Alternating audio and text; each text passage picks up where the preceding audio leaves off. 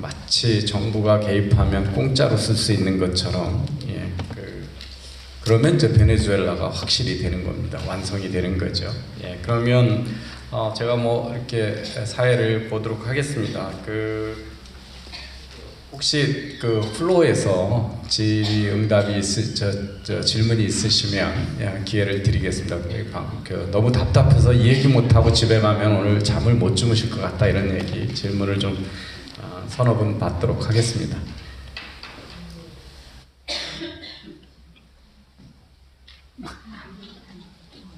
없으신가요? 질문합니다. 예. 대답하실 분을 지적해 주셔도 좋고 지정해 주셔도 됐고 그냥 자유롭게 말씀해 주셔도 좋습니다. 기획재정부 김농노 과장님께 질문하겠습니다.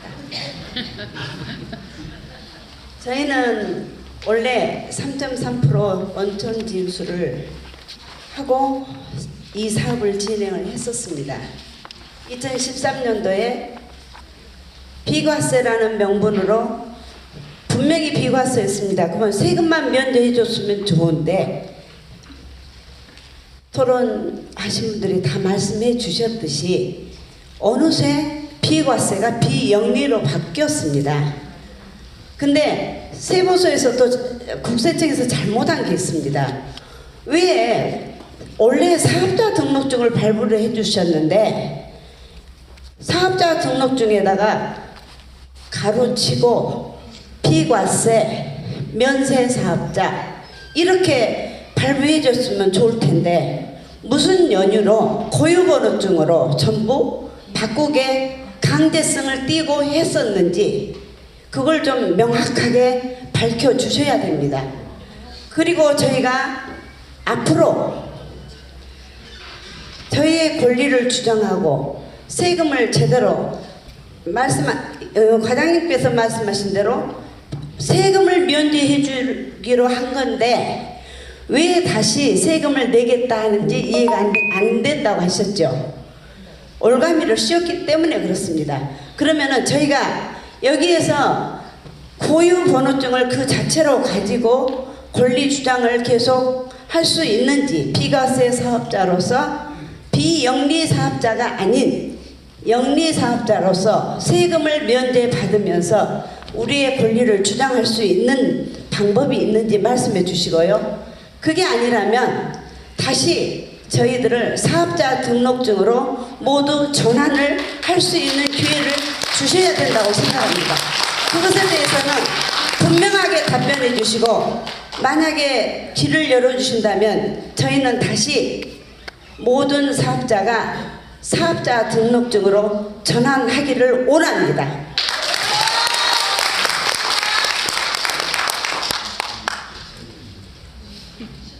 예, 답변해 주시죠. 사업자 등록증 관련은 사실 이제 국세청 집행 업무인데요. 아마 제 생각에는 뭐 국세청에 물어봐야겠습니다만은 이제 비과세를 하다 보니 아마 소득세 별도 납부하시는 분은 안 쓰시니까 아마 사업자 등록증이라는 건 안 하고 저희가 고유번호증도 아마 청에서 발급하거든요. 그거 바꾼 것 같은데 제가 볼 때 그거는 좀 제가 확인해 보겠습니다. 확인해 보고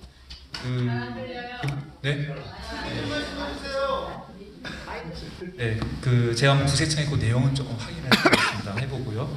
그 다음에 저희가 비과세를 해주는 게 제가 이해할 때는 이제 어떤 그 당시 세부담을 좀 덜어드리기 위해서 어려운 그런 걸로 제가 알고 있고요.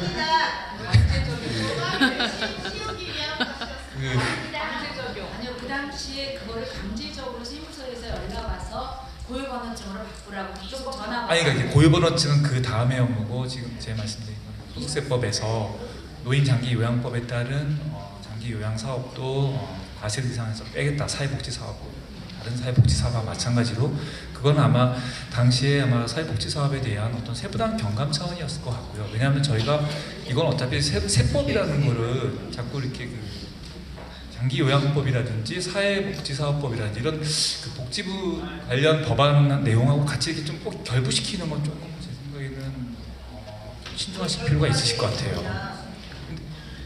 복지부에서 저도 한번 물어봤을 때는 소득세법상 의무와 장기 요양보호법상 의무하고는 별개라는 어떤 그런 생각을 갖고 있고, 또 제가 볼 때도 이거는 세금 계산의 문제지 이거를 여기서 세금을 안 내게 해줬다고 해서 수익 추구를 못하고 뭐 그런 건 아닐 것 같습니다. 제가 이 부분에 대해서는 조금 더 돌아가서 얘기를 해봐야겠지만은 아까 그 플로에서 말씀하신 대로 그 사업자 등록증을 이제 고유번호증으로 바꾸게 했다 뭐 그 말씀이시잖아요.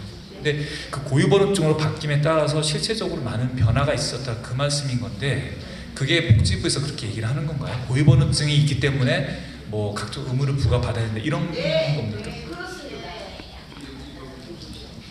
그 배경이, 그 당시 배경이 그 전에 비영리 재무의 규칙을 굴레를 씌워놓고, 그래서 비영리를 하려고 하니까 소득세법을 개정을 했고, 그런 절차가 있었죠. 아니, 소득세법 저희가 개정할 때 비영리 방금 말씀 비영리 재무의 규칙 말씀이시죠? 그래서 비영리 재무의 규칙을 통해서 네.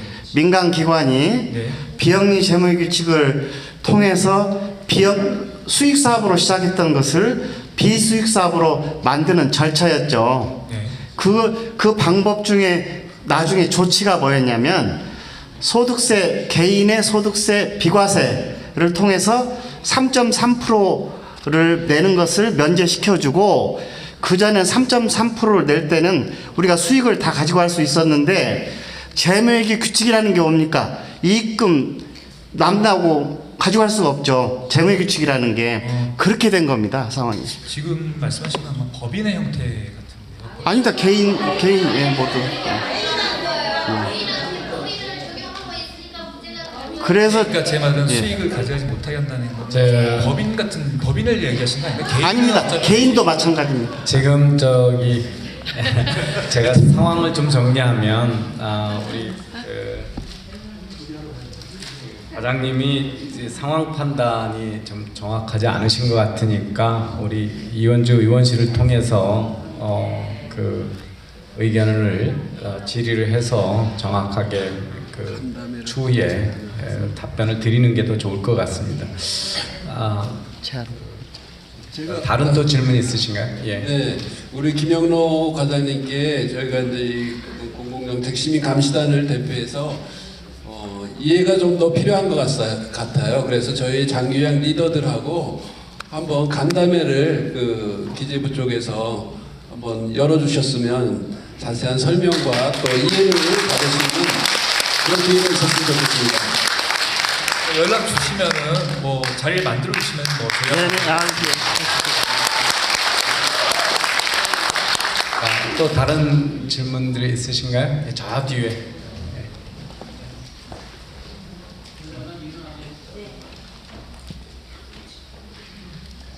도봉구네. 도봉구. 안녕하세요. 저는 지금 이병태 교수님이 아까 이현주 의원님께서 주관을 하라고 하고 가셨기 때문에 이병태 교수님께 이거는 질문이 아니고 뭐라고 말해야 돼? 제가 좀 긴장했는데 서울 요양원이 제가 알기로는 우리 의료보험공단에서 국민들한테 거둔 의료보험료 가지고 어마어마한 돈으로 요양원을 지어서 운영을 하고 있습니다. 근데 제가 듣기로는 거기는 돈이 모자라서 뭐 1억씩 지원받고 있다고 들었는데, 이거는 나라 돈을 자기들 맘대로 쓰게 놔두지 마시고 그 이현주 의원께서 발의를 해서 거기를 감사를 해주셨으면 하는 말씀을 드리는 거고, 제가 말씀을 똑바로 못 드려서 죄송한데, 그 서울 요양원을 감사를 해야 된다고 생각하고 그거를 이현주 의원님께 말씀을 드려서 이행이 돼야 된다고 생각하고요. 1억씩 주면서 나라 돈으로 거기 운영이 되는데 우리들은 개인들은 자기 돈 갖고 열심히 살고 있습니다. 근데 우리는 감시하고 우리는 항상 모니터링하고 현지조사하고 이래서 제가 얼마 전에 간호조무사가 하루 오프를 더셔서 그거를 연차로 하게 해주십시오라고 했을 때 모니터링에 걸렸기 때문에 안 되고 환수를 결정했습니다. 근데 오프를 하루 더 줬기 때문에 그 사람이 필요수에 모자란다고 해서 환수를 하겠다고 그래서 제가 하라고 하고 사실 확인서 다 냈습니다. 그러니까 이렇게 개인은 한 가지 가지고도 조사를 받고 모니터링하고 현지 조사하고 하는데 서울요양원 같은 경우는 우리나라 국민들의 돈으로 쓰고 있는데 전혀 감시가 안 되고 그 내용을 우리는 알지 못합니다. 도대체 거기 있는 시설장이나 저 직원들은 월급을 얼마 받는지 궁금합니다. 네, 이상입니다. 네, 뭐 정부 돈이 들어가는 기관이나 공공기관에 대해서는 당연히 감사 대상이고 그러니까 잘 전달을 해서요. 이제 소관 상임위가 달라서 지금 이현주 의원이 직접 하실 수 있는지 없는지 모르겠습니다만은 하여튼 전달을 해서 이루어질 수 있도록 저희가 꼭 전달해 드리겠습니다. 다른 질문 또 있으신가요? 예. 마지막 질문으로 하겠습니다. 시간상. 예, 안녕하세요. 저는 수원에서 요양원을 운영하고 있는 시설장입니다. 지금 오늘의 주제가 장기 요양기관 공유화입니다. 그러면 저희는 이제 필드에서 그 어르신하고 같이 뛰는 사람들이라서 어떤 법제적이라든가 정보적으로는 조금 변호사님이나 이병대 교수님처럼 이렇게 전문적이지 못할 경우도 있는데 정부에서 이 공유화를 장기요양 기간을 공유를 한다고 한다면 어느 정책을 갖고 어느 국공유화를 하려고 어느 정도 그 진전이 나간 건지가 궁금하고요. 그리고 국공유화를 한다는 거는 아까 말씀하신 것처럼 헌법에 저는 위반된다고 생각이 됩니다. 왜냐하면 민간 재산으로 다 세워놓은 아까 김영로 과장님이 법인을 말씀하셨는데 법인하고 민간기관은 이 설립 자체부터가 다릅니다. 민간기관은 법인은 건물이고 인테리어고 다 해서 사람만 이렇게 넣어서 급여를 주지만 민간기관은 하다못해 못 하나까지 저희 민간기관이 다 투자해서 다 설립을 해놨는데 거기에서 단지 장기요양 보험료를 운영을 지원을 해준다는 이유만으로 지금 인건비 비율 고시 통제를 하죠. 그리고 전출금도 가져가지 말라고 하죠. 요새 조금 전출금은 어떻게 해서 가져가라 이렇게 말을 흘리고 있는데 그 전출금을 가져가라고 하는 것도 사실은 너네가 얼마큼 전출금을 가지고 가느냐를 보려고 하는 겁니다. 그래서 지금 사적으로 다 이렇게 민간기관이 다 세워놓고 단지 어르신을 케어한다는 이유로 공단에서 저희가 지원을 받고 있는 금액만으로 내가 세운 민간 자본에 대한 것까지 다 통제를 하고 민간 자본을 공유화시킨다는 거는 아까 헌법에도 나와 있듯이 어떤 전시라든가 이런 거가 아니면은 국공을 할 수 없다고 저는 알고 있거든요. 그러면 지금 정부 정책이 국공유화를 시키면 어디까지 진전을 할 건지 이거를 지금 민간기관을 얼마만큼 해서 공유화를 시켜서 어떤 사회주의로 갈 건지 아까 이현주 국회의원님 이미 사회주의 진입을 했다 이렇게 말씀하셨는데 저희 원장들도 보면 거의 사회주의라고 얘기를 많이 해요. 지금 현장에서. 그래서 그러면 나라에서 우리는 사실은 나라는 바위고 저희는 진짜 계란에 불과합니다. 저희가 10년 동안 이렇게 몸부림을 치고 재무회계 통과될 때도 진짜 울고불고 난리를 치고 국회 마당에서 퍼즐로 앉아갖고 울고불고 해도요 민간의 소리에 귀를 기울여 듣지 않는 보건복지부거든요. 근데 그러면 이렇게 공유화를 할 때는 우리가 지금 공유화를 한다고 우리가 넉넉히 있을 수도 없고 저는 아까 강수호 총재 말씀하신 50%가 민간 장기요양기관 50%가 다 이렇게 내놓고 처분하겠다는 그 심정을 저는 이해를 합니다. 왜냐하면 그렇게 싸워도 달라지는 게 없고 여기에 지금 500명 이상이 와야 되는데도 불구하고 이렇게 빈자리가 있는 거는 나는 안 하면 그만이지 거기가 봐서 달라지는 거 있어? 하는 사람이 하겠지. 대부분의 그런 원장님들도 있어요. 그래서 이거를 공유화를 한다고 한다면 우리 민간 장기요양 기관에서 어떤 자세로 어떻게 우리가 대응을 해야 되는지 어떤 방법을 가지고 헤쳐나가야 되는지 인건비 고시비율도 그렇습니다. 내가 급여를 주는 직군을 다 넣어야지 맞는 거지 요양보사, 사회복지사, 작업치료사, 물리치료사 이것만 다 놓고 간호사 놓고 안 들어가는 직군이 더 많거든요. 시설장 안 들어가죠. 사무원 안 들어가죠. 위생원 안 들어가죠. 조리원 안 들어가죠. 관리는 안 들어가죠. 무슨 어느 나라가 너네 급여를 주는데 내가 급여 주는 사람 다 들어가는 게 맞는 거지. 여기는 넣고 여기는 넣지 마라. 이게 어느 나라가 이런 법을 만들어 놓고 따르라는 그게 말이 됩니까 그게? 진짜 아까 강수 총재 말씀하신 것처럼 민간 장기형 기관장들이 진짜 내가 그 빚을 얻지 않고 하는 사람 아마 아무도 없을 겁니다. 개나 소돼지도 아니고 뭐 의사협회에서 데모하면 다 꼼짝 못하고 다 들어주고 민간 장기형 기관이 진짜 보건복지부 앞에서 뭐 차 오는데도 누워가지고 데모를 해도 너네 헬멧 내라 아래서 위에서 이렇게 내려다보고 있고 사람 똑같은 거 아니에요? 공유하라는 게 말도 안 되는 겁니다. 공유하면요 다 데모해서 보건복지부 가갖고 어르신들 다 모시고 가서 보건복지부에서 진짜 철야 농성을 하고 데모를 해야 된다고 저는 생각합니다. 그래서 공유를 하면 우리가 어떤 정책으로 그 맞대응을 해야 되는지 전문가분들께 제가 조언을 좀 구하고 싶습니다.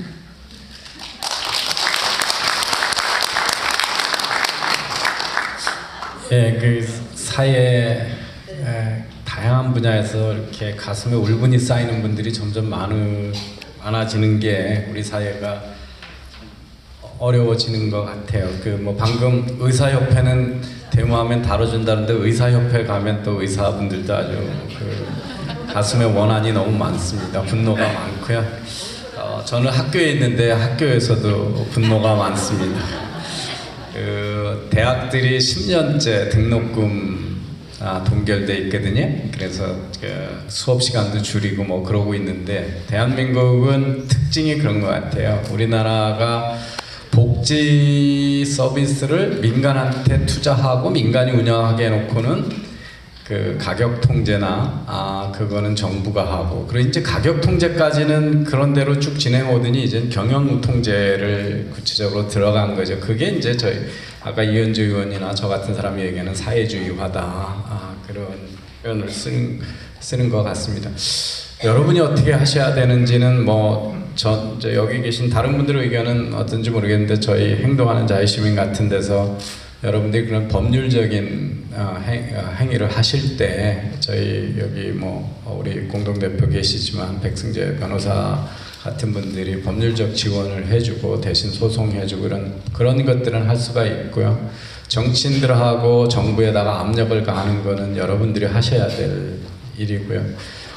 자유와 재산권은 거저 주어지는 법이 없다라고 하는 이 엄연한 현실에 여러분들이 좀 더 단합을 하셔가지고 문제 해결을 하는데 적극 나서 주셔야 되지 않을까. 저희는 뭐 그런 것들을 적극 지원하고자 모여 있고 지금 조직을 만들고 있는 단체입니다. 다른 분들 뭐 다른 의견 있으시면 좀 말씀해 주시면 좋을 것 같습니다.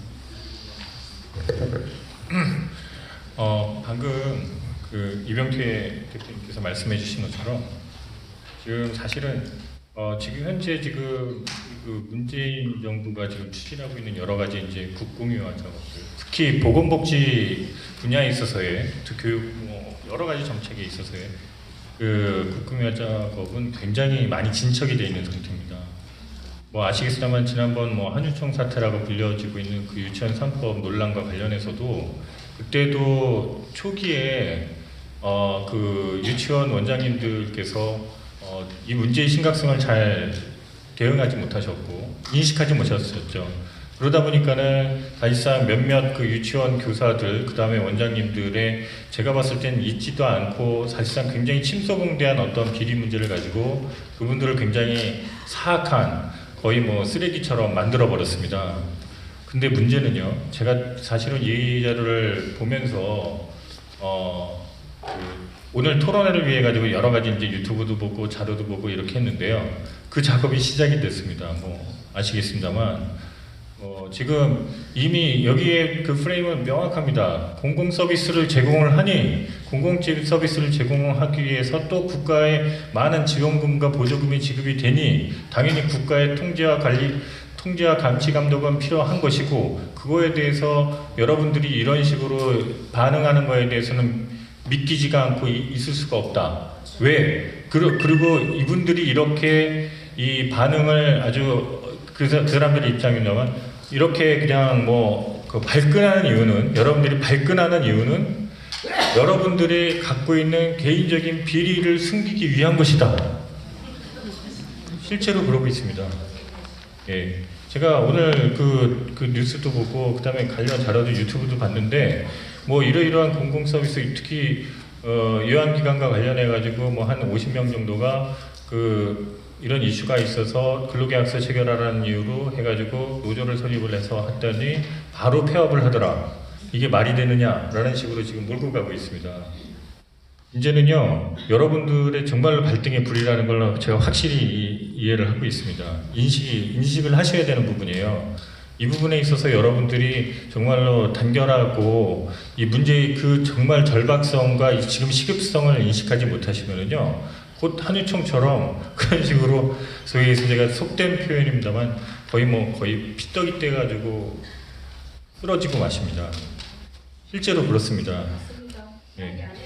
여러분들이 이제는 이 상황에서 아까 뭐 여기 또 많이들 오셨습니다만 이제는 그냥 어떤 식으로든 뭐 단체의 어떤 힘과 그 다음에 이런 것들도 조직도 해야 되겠지만 전략적으로 그 문제를 준비를 하고 저들의 저런 프레임을 어떤 식으로 깰 것인지에 대해서 충분히 고민을 하고 그걸 해 나가고요. 그 다음에 적절한 대안도 입법도 제시를 하면서 뭐 그 법적인 이슈가 있으면은 저희들이 뭐 행동하는 데 있으면 법률 지원단이 있으니까 이런 데서 법률 지원도 해드릴 거고 또 마찬가지로 또 그 이현주 의원님이나 여러 이 정치 뭐 정당인들을 통해서 정치인들을 통해서 이런 문제점이 이제 더 이상 확단되고 여러분들한테 프레임이 또 쓰여지지 전에 빨리빨리 이걸 문제를 해결을 해놔야지 안 그러면은 여러분들이 굉장히 사악한 비리 집단으로 호도돼서 내가 정말 얼마만큼 힘들게 어르신들 모시느라 정말 똥을 좀 다 가려가면서 했는데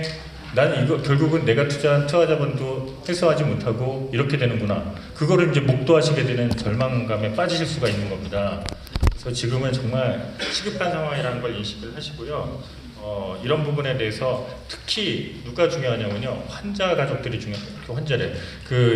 피요양자들 가족이 중요합니다. 그래서 피요양자 가족과의 연대 문제들도 잘 해결하셔서 분명히 여기들은 피요양자 가족과 여러분들을 굉장히 분리시키고 이간질할 겁니다. 분열을 책동할 거고요. 이런 부분이 발생하지 않도록 여러분들도 스스로 자정하시고 그런 부분이 필요할 것 같습니다. 예, 알겠습니다.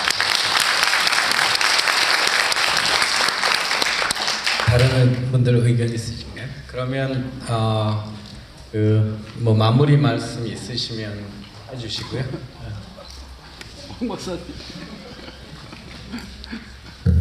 네, 오늘 아주 뭐 유익한 토론회였고요. 특히 이현주 의원께서 끝까지 이렇게 토론에 참여해 주셔서 감사하다는 말씀드리고, 그래서 뭐 대책이 뭐냐 해서 제가 그 책자의 맨 끝에다가 썼는데요. 그래서 51페이지 헌법소송을 우리가 준비를 해야 됩니다. 그래서 지난번에 헌법소송할 때는 126조를 근거로 안 들었기 때문에 좀 문제가 있었고, 그래서 그건 차근히 이제 우리가 준비를 해야 되고요.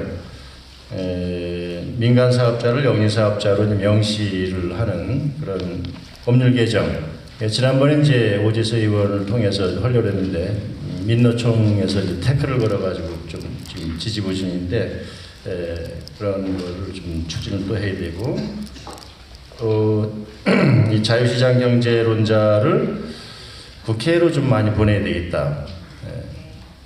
그래서 헌법상의 체제 수호를 좀 해야 되겠다. 그런데 우리가 지금 지원을 많이 해야 되겠다. 이런 말씀을 끝으로 드리겠습니다. 감사합니다. 두 분 뭐 마무리하실 말씀 있습니다. 예, 우리 이병태 교수님, 이현주 의원님께 참으로 감사드리고요.